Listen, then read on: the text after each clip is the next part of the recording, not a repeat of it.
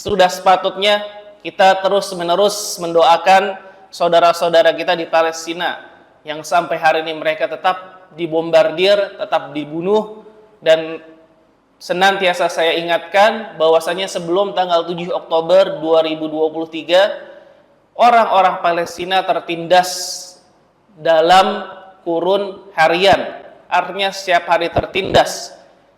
Kita mengetahui bahwasanya sekitar tahun 2008 Israel melakukan blokade sehingga penduduk Gaza terisolasi. Makanan, listrik, minuman semuanya diawasi oleh Israel. Dan Israel dengan sengaja menghancurkan bandara internasional milik Palestina dengan sengaja, ya. Dan setiap harinya, mungkin bapak-bapak di sini sudah pernah atau kalau belum pernah, saya sarankan menonton talk show Ustadz Khalid Basalamah dengan Bang Onim. Bang Onim ini adalah salah satu sukarelawan. Ya, dia sudah belasan tahun tinggal di Palestina dan dia sampai mempunyai istri orang Palestina, dan dia menceritakan bahwasanya memang orang Israel itu membunuh penduduk Gaza secara harian. Memang setiap hari ada saja yang mati ditembak oleh tentara Zionis Israel. Jadi kita sangat patut untuk lisan kita mendoakan kepada saudara-saudara kita di Palestina. Dan kita juga mengucapkan terima kasih yang sebesar-besarnya, karena bagaimana kita lihat keimanan mereka, kekuatan kepercayaan mereka kepada Allah Subhanahu wa Ta'ala telah menggugah dunia. Bagaimana mungkin saya ceritakan di sini salah satu wawancara dengan Pak Tua. Pak Tua karena umurnya memang sudah tua, mungkin 50-60 tahun, dia ditanya oleh salah seorang reporter, waktu itu sedang gencatan senjata. Kemudian dia balik ke rumahnya, udah nggak ada apa-apa, hancur, tinggal puing-puing. Ditanya, Pak, ini bagaimana kehidupan sekarang? Minuman nggak ada, makanan nggak ada, listrik nggak ada, gas nggak ada, gandum nggak ada, rumah nggak ada apapun. Maka dengan luar biasanya si bapak ini mengatakan, Allahu mawjud, Allah ada, Allahur Razzaq, Allah lah yang maha pemberi rizki. Mayyamutu minna fayakunu syahidan inda Allah, yang meninggal di antara kami, insyaallah syahid di sisi Allah Subhanahu wa Ta'ala. Ya, wa may yahya fal hayatu tastamir, yang masih hidup, ya kehidupan berlangsung. Jadi mereka betul-betul punya keimanan yang luar biasa kepada Allah Subhanahu wa Ta'ala. Dan ini menginspirasi ribuan, mungkin puluhan ribu, mungkin ratusan ribu orang di seluruh dunia. Mereka heran, dari mana sih datangnya keyakinan ini? Dari mana sih kok bisa dia kehilangan segalanya tapi mengucapkan Alhamdulillah, segala puji kepada Allah Subhanahu wa Ta'ala. Maka mereka pun tertarik untuk membeli dan mempelajari Al-Quran. Kalau bapak-bapak sering buka YouTube atau aplikasi lain, mungkin pernah melihat video seorang ateis membaca Al-Quran, seorang Kristen membaca Al-Quran. Bahkan banyak di antara mereka yang setelah membaca Al-Quran, kemudian mereka mencari tahu tentang Islam, kemudian akhirnya mereka memilih untuk masuk Islam. Jadi bagaimana Allah Subhanahu wa Ta'ala mengutamakan, memberikan kelebihan kepada penduduk Palestina. Yang pertama adalah yang meninggal di antara mereka insya Allah menjadi syuhada, menjadi syahid di sisi Allah Subhanahu wa Ta'ala. Yang kedua, mereka mendapatkan pahala kesabaran. Yang ketiga, mereka menginspirasi penduduk dunia untuk masuk Islam dan menginspirasi umat Islam yang jauh dari Palestina untuk ikut berjuang bersama Palestina dengan cara yang mereka mampu masing-masing. Mungkin bapak-bapak di sini pernah dengar atau ibu-ibu di sini pernah dengar istilah julid fisabilillah. Ya, ini istilah baru, belum pernah dikenal sebelumnya. Julid fisabilillah, di mana saudara-saudara kita menyerang akun-akun IDF yang kepanjangannya adalah Israel Defense Force dan sering diplesetkan jadi Israel Diapers Force karena mereka adalah orang-orang pengecut. Dan nanti di ayat yang kita baca secara ringkas, insya Allah akan saya ringkaskan bahwasanya memang tabiat Israel itu adalah pengecut, ya, pengecut, kurang ajar dan tidak peduli kepada siapapun kecuali ras mereka sendiri. A'udzu billahi minasyaitonir rajim. Ya qaumi dkhulul ardhal muqaddasata allati kataballahu lakum wa la tartaddu ala adbarikum fatanqalibu khasirin. Ini ayat ke-21. Nabi Musa alaihi salam berkata, "Ya qaumi, wahai kaumku." Jadi ini panggilan kasih sayang, ya. Jadi yang manggil ini bukan orang lain, yang manggil ini dari kaum yang sama, dari ras yang sama, ya. Dan yang kedua, ini adalah ujian untuk Bani Israel. Mau nggak mereka sadar? Mau nggak mereka mengikuti? Ya, jadi yang pertama ini adalah panggilan kasih sayang, kedua ujian untuk mereka. Yang manggil adalah nabi kalian sendiri, yang berasal dari kaum kalian sendiri. Kemudian qaumi, kaumku.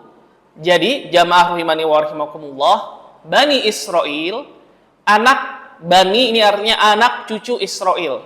Siapa itu Israel? Israel adalah Yakub alaihissalam. Taib. Kisah yang akan saya kutip selanjutnya ini adalah berasal dari Perjanjian Lama. Ya, walaupun saya tidak mengutip ayatnya secara langsung. Mengapa? Apa arti Israel? Ini dari bahasa Ibrani, Isra dan Il. Isra ini adalah artinya hamba. Hamba atau kekasih. Ya, hamba atau kekasih. Il ini adalah Allah. Jadi hamba atau kekasih Allah. Mengapa Nabi Yakub alaihissalam mendapatkan julukan Israel?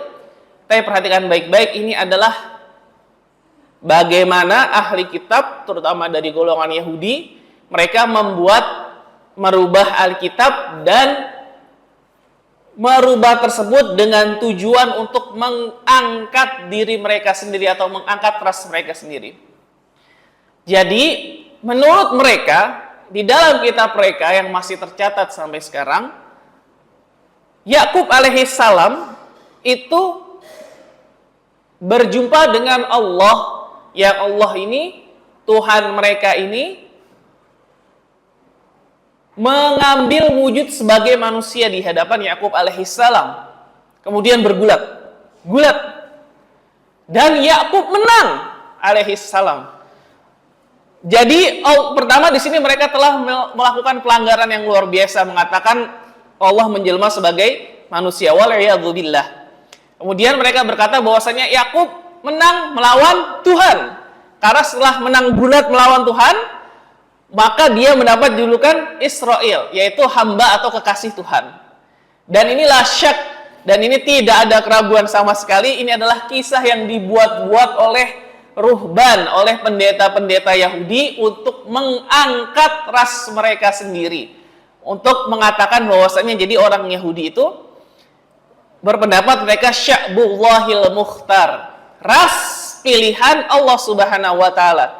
Dan salah satu mereka dukungan dalil mereka adalah ini, kisah Nabi Yakub alaihissalam tuh. Nabi Yakub pernah bergulat melawan Tuhan dan menang. Wal'iyadzubillah. Kalau kita umat Islam mengatakan subhanallahi amma yasifun, maha suci Allah dari apa yang telah mereka sifatkan. Ya. Jadi kemudian Israel ini punya, Yakub alaihissalam punya 12 anak. Dari 12 anak inilah yang paling pertama adalah Yahuda, yang paling kecil adalah Benyamin, anak ke-12, dan anak ke-11 adalah Nabi yang kita kenal, Nabi Yusuf alaihissalam.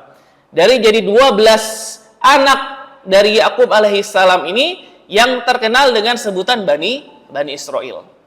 Zionis Israel sekarang yang tinggal di Palestina itu udah beda, udah bukan atau tidak sama dengan Bani Israel yang jadi pengikut Nabi Musa alaihissalam. Dari 12 suku ini 11 hilang, tinggal satu suku dari kakak tertua yaitu Yahuda. Dan dari Yahuda inilah muncul kata Yahudi, ya, karena Yahuda diarabkan menjadi Yahudi. Dan orang-orang Israel sekarang mengatakan, yang tinggal di negara Zionis Israel sekarang mengatakan mereka adalah keturunan dari Yahuda. Dan ini adalah klaim palsu, ya. Karena kalau DNA mereka dites, maka sebagian besar bahkan mayoritas hasil tes DNA mereka mengatakan bahwasanya nenek moyang mereka berasal dari dataran Eropa.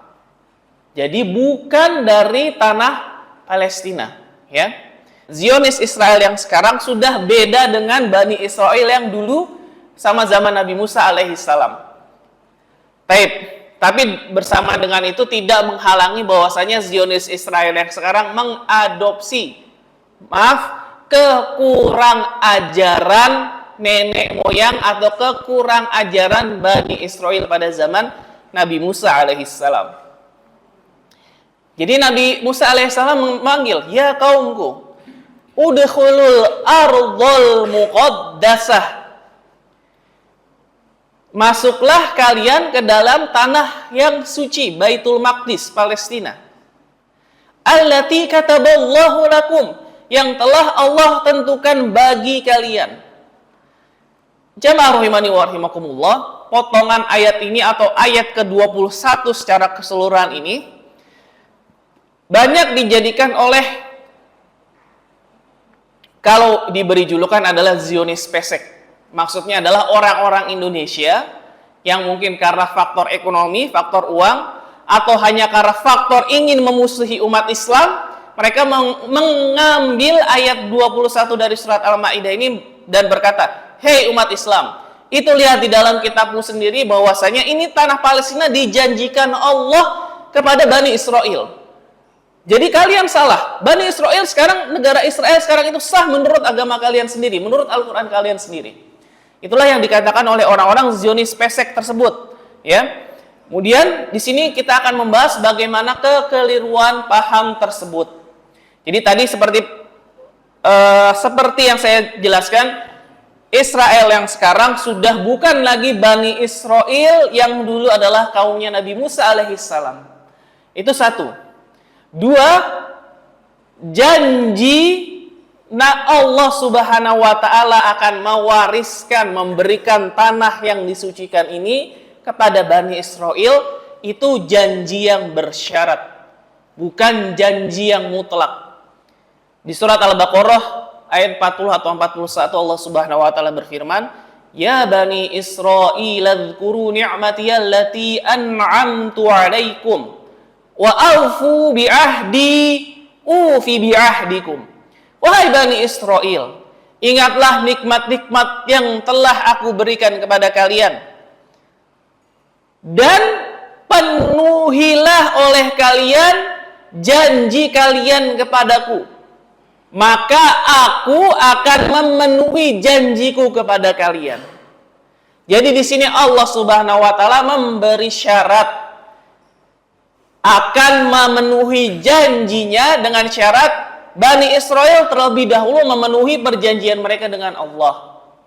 Dan jamaah rahimani wa rahimakumullah, sistem ini nggak berubah sampai dengan umat Muhammad SAW pada hari ini. Allah menjanjikan kemenangan kepada umat Islam dengan syarat kita beragama yang baik terlebih dahulu, jadi umat yang soleh terlebih dahulu. Misalnya, ya ayyuhalladzina amanu in tansurullaha yansurkum. Wahai orang-orang yang beriman, jika kalian menolong Allah, maksudnya menolong agama Allah, maka Allah akan menolong kalian. Jadi Allah menjanjikan pertolongan dengan syarat kita mau menolong agama Allah, baru pertolongan Allah akan datang. Ini di surat Muhammad. Kemudian di surat Ali Imran, kuntum khaira ummatin ukhrijat linnas. Kalian adalah sebaik-baiknya manusia yang dikeluarkan bagi manusia. Karena adalah sebaik-baiknya umat, sebaik-baiknya kaum yang dikeluarkan untuk manusia. Dengan syarat ta'muruna bil ma'ruf, kalian senantiasa mengajak kepada kebaikan. Wa tanhauna 'anil munkar, dan melarang dari keburukan. Wa tu'minuna billah, dan kalian beriman kepada Allah. Jadi janji Allah kepada kita jadi umat yang terbaik, jadi kaum yang terbaik kalau kita amar ma'ruf, nahi mungkar, kemudian beriman kepada Allah Subhanahu wa taala. Udkhulul ardhal muqaddasah. Masuklah kalian. Jamaah rahimani wa rahimakumullah, di ayat seterusnya menjelaskan bahwasanya Bani Israel saat diselamatkan Allah datang di depan komplek Baitul Maqdis, di depan Palestina ini, mereka menemui sebuah kaum. Ya, nanti akan ada penjelasannya. Dan Bani Israel diperintah untuk perang terlebih dahulu. Tapi perhatikan apa kata Nabi Musa alaihissalam di sini. Nabi Musa alaihissalam tidak berkata qatilu, tidak berkata perangilah mereka. Tapi Nabi Musa alaihissalam memberikan perintah udkhulul ardol muqaddasah, masuklah kalian ke bumi yang telah disucikan. Jadi seakan-akan Nabi Musa alaihissalam itu mengatakan, kalian cukup nyerang mereka, pasti Allah berikan kemenangan. Jadi ini sudah kabar gembira dari Nabi Musa. Nabi Musa sudah ngasih tahu, kalian perang, kalian serang mereka, pasti menang. Karena perintah Nabi Musa, udkhulu, masuklah. Kemudian al-ardul muqaddasah, bumi yang disucikan atau tanah yang disucikan. Penyebab tanah disucikan itu ada dua. Yang pertama adalah karena tanah tersebut dibersihkan, disucikan dari kesyirikan. Yang kedua, tanah tersebut adalah tanah para nabi. Yang bagaimana kita saksikan bahwasanya Nabi Ibrahim hijrah dari Babilonia, kemudian sampai ke bumi Palestina, kemudian mempunyai anak mempunyai anak Ishak, kemudian mempunyai cucu Yakub alaihissalam. Dan banyak sekali nabi-nabi dan rasul-rasul yang hadir di bumi tanah Palestina atau tanah Syam yang disucikan ini. Kemudian apa itu yang dimaksud dengan tanah yang disucikan? Tanah yang disucikan ini adalah Syam secara keseluruhan. Dan Syam ini adalah sekarang terpecah menjadi 4 negara. Ada Suriah, ada Lebanon, ada Yordania, dan yang terakhir adalah Palestina. Dan jamaah rahimani wa rahimakumullah, kalau sekarang kita saksikan Zionis Israel menindas saudara-saudara kita di Palestina. Saksikanlah perkataan saya ini, dan saya tidak berkata sesuatu yang bohong. Orang Zionis Israel tersebut tidak akan berhenti sampai tanah Palestina. Mereka akan terus memperluas kekuasaan mereka sampai menguasai seluruh Syam. Apakah cukup sampai situ? Enggak. Mereka terus akan memperluas kekuasaan mereka. Kalau tidak ada yang menghentikan, ini rencana mereka ya, rencana mereka. Kalau tidak ada yang menghentikan, terus akan sampai menguasai Iran. Kenapa sampai Iran? Karena leluhur mereka berasal dari sana. Siapa? Ibrahim alaihissalam. Cukup sampai di situ? Enggak. Mereka akan terus memperluas kekuasaan mereka sampai Mesir. Kenapa sampai Mesir? Karena leluhur mereka ada di sana. Siapa? Yusuf alaihissalam.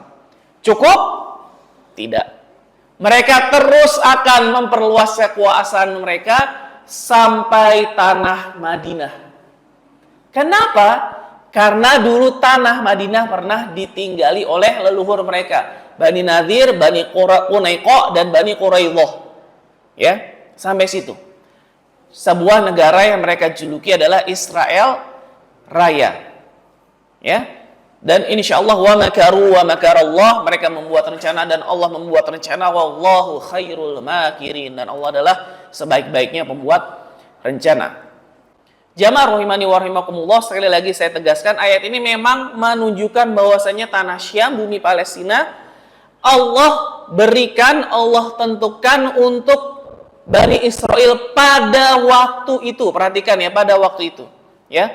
Dan nanti kita akan pada ayat selanjutnya akan kita dapati bahwasanya karena pembangkangan mereka sendiri, karena kekurang ajaran Bani Israel sendiri, maka Allah haramkan tanah tersebut bagi mereka, ya.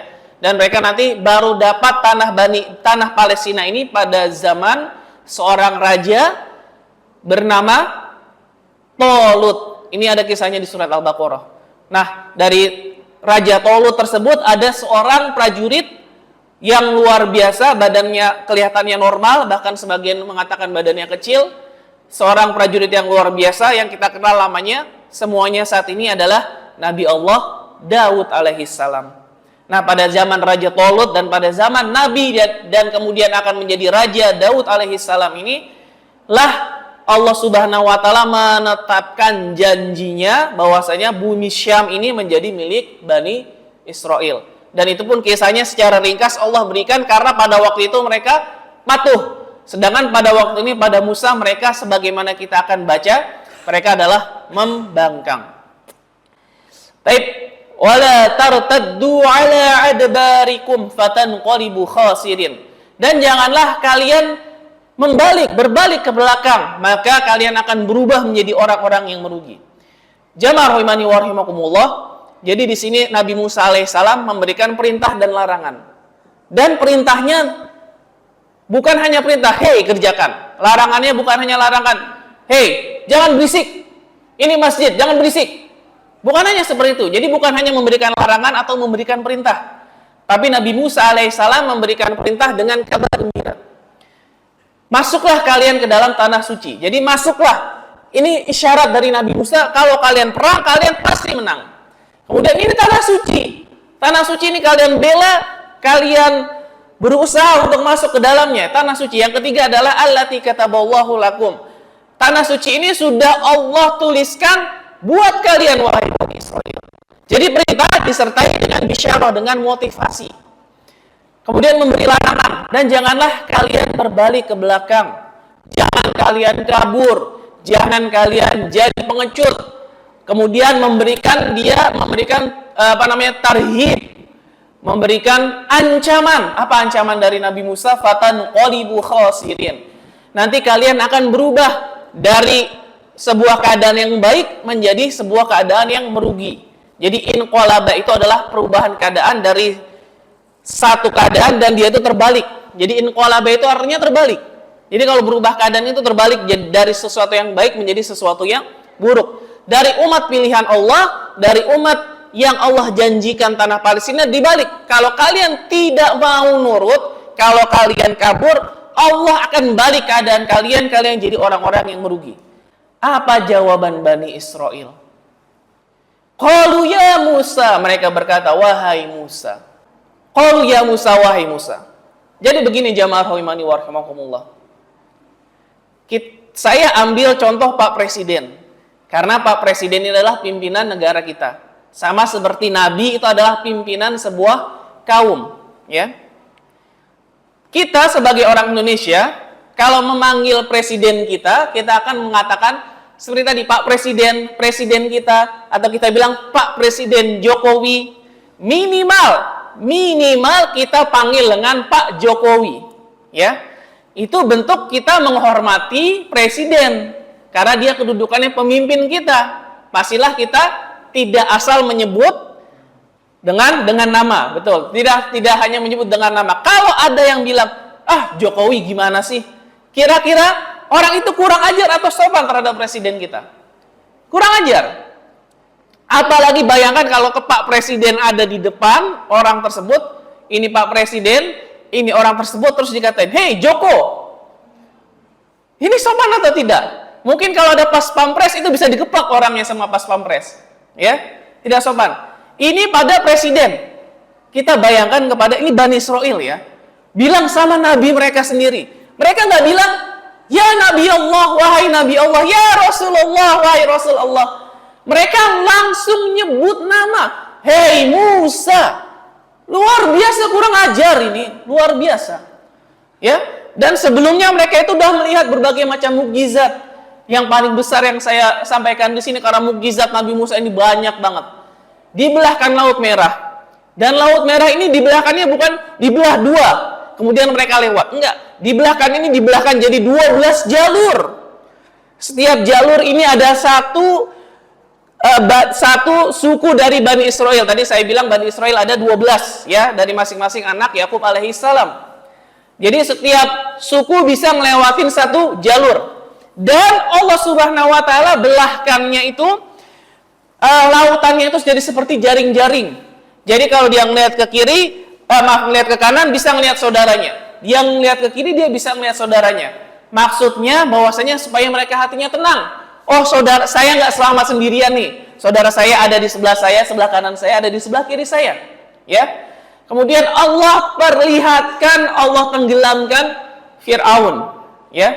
Allah belahkan lautan dan Allah tenggelamkan Fir'aun melalui perantara tongkatnya Nabi Musa. Disuruh memukulkan tongkatnya ke tanah. Sama waktu menenggelamkan, menutup lautan tersebut, sama itu dengan Nabi Musa mengetukkan atau memukulkan tongkatnya ke tanah. Jadi mereka melihat secara langsung mukjizat Nabi Musa. Bayangin, udah melihat secara langsung. Ini baru salah satunya ya. Kalau diceritakan kisahnya panjang, sangat luar biasa. Sampai saya merasa ini Nabi Musa, kalau bukan karena risalah kenabian, udah ada ditinggal itu Bani Israel. Karena memang kurang ajar, sangat kurang ajar. Ya. Bagaimana mereka melihat mukjizat Allah, mereka masih berani manggil, hai Musa. La haula wala quwata illa billah.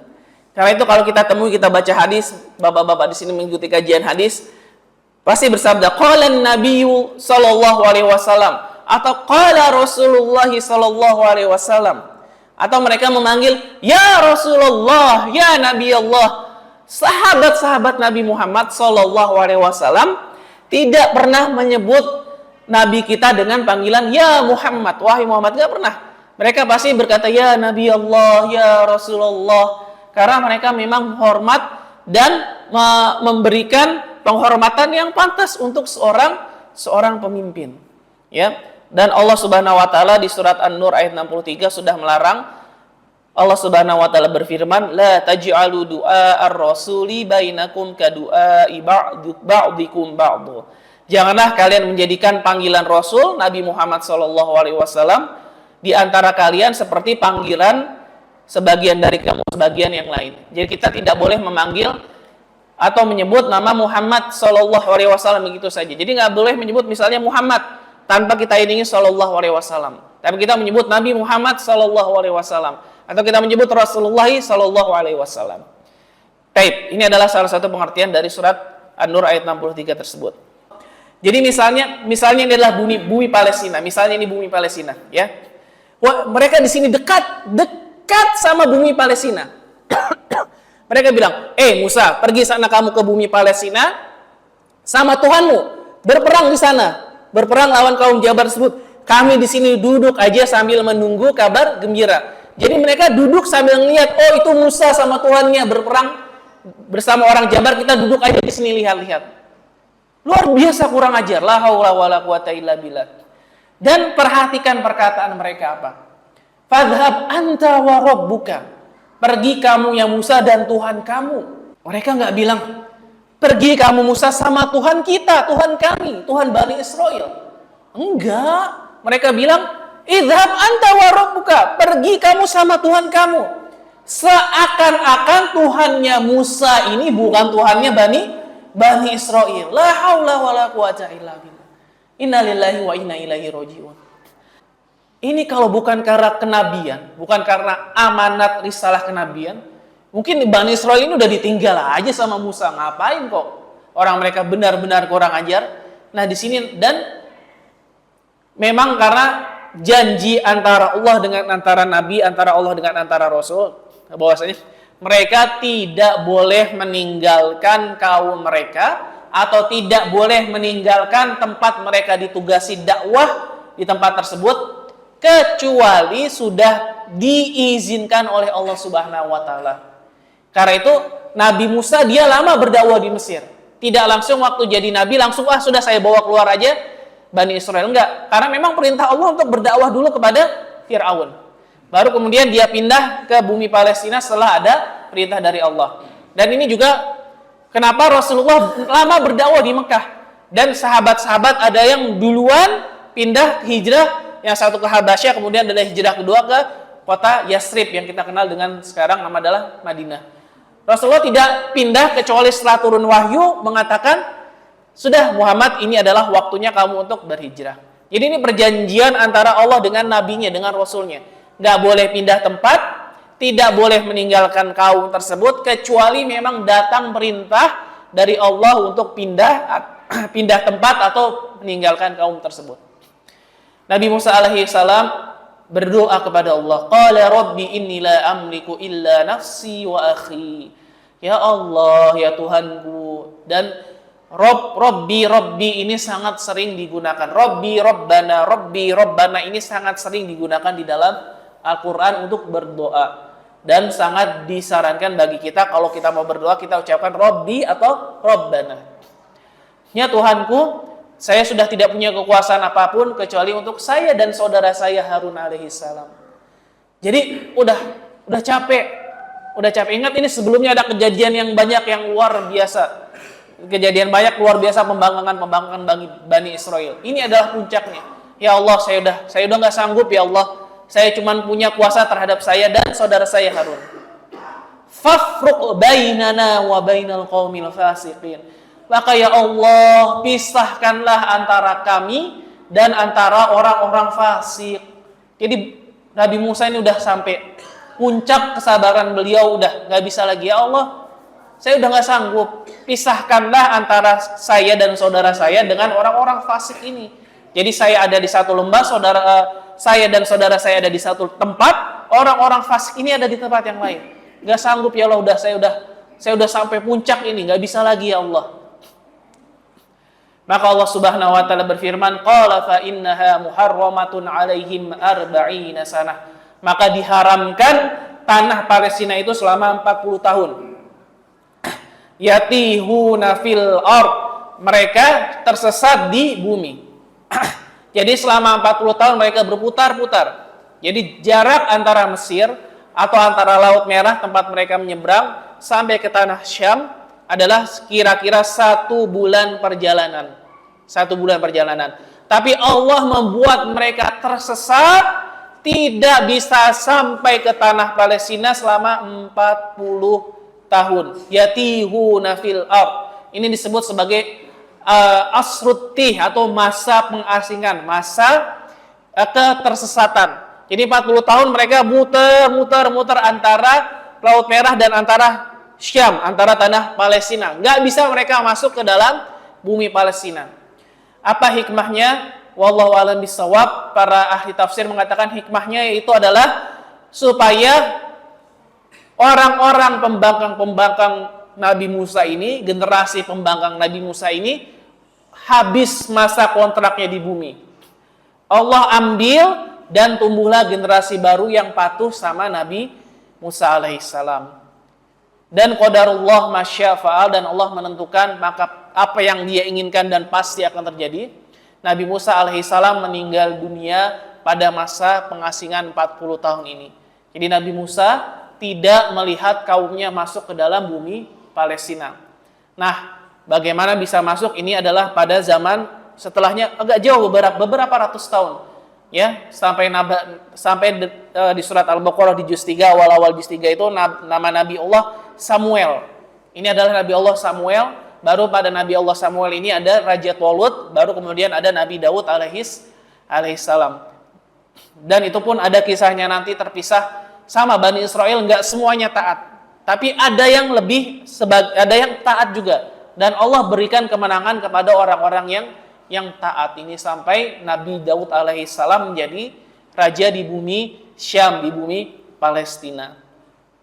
Jadi sudah janji Allah kepada Bani Israel sudah tertunaikan. Mereka akan berkuasa di bumi Palestina jika mereka adalah orang-orang yang soleh. Kapan janji tersebut tertunaikan? Yaitu pada zaman Nabi Daud alaihissalam. Kita lanjutkan potongan terakhir. Fala ta'sa 'alal qaumil fasiqin. Dan janganlah engkau Musa bersedih atas nasib orang-orang fasik tersebut. Pelajaran dari potongan ayat ini, kita tidak perlu bersedih atas hukuman yang Allah timpakan kepada orang-orang fasik. Jadi kalau ada orang terkenal dia pendosa, terkenal dia sering gangguin orang, terkenal dia memang misalnya adalah pelaku dosa besar, entah itu badar judi, entah itu dia pemakan riba, entah itu dia peminum khamar, atau entah dia itu tukang zina, bahkan lebih buruk dari tukang zina germo misalnya. Kemudian dia dapat azab Allah. Kita nggak usah bersedih, aduh kasihan ya. Nggak perlu.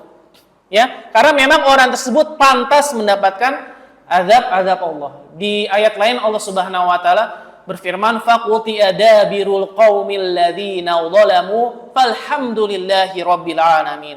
Maka terputuslah umur atau keberkahan orang-orang yang zalim, dan segala puji hanyalah milik Allah Subhanahu wa taala. Jadi kalau kita melihat memang ini orang udah terkenal zalim nih, kemudian terkena hukuman Allah, satu, kita tidak perlu bersedih. Dua, kita justru disunahkan untuk mengucapkan alhamdulillah. Ya, itu kalau memang ini memang orangnya terkenal dan memang sudah terbukti zalim, ya, bukan orang-orang yang biasa-biasa saja. Memang dia sudah terkenal dengan kezaliman, dengan dosanya. Ya, insya Allah sudah cukup ya. Alhamdulillah, kita tutup. Semoga majelis ini bermanfaat bagi kita. Semoga kita ikhlas hanya karena Allah Subhanahu wa taala, dan kita bertemu dengan pahala yang sempurna tanpa berkurang apapun. Dan semoga sekali lagi Allah Subhanahu wa taala memberikan yang terbaik untuk saudara-saudara kita di Palestina, entah itu pahala syahid atau pahala kesabaran. Saya tutup dengan doa kafaratul majelis. Subhanakallahumma wa bihamdika asyhadu an la ilaha illa anta astaghfiruka wa atubu ilaik. Wassalamualaikum warahmatullahi wabarakatuh.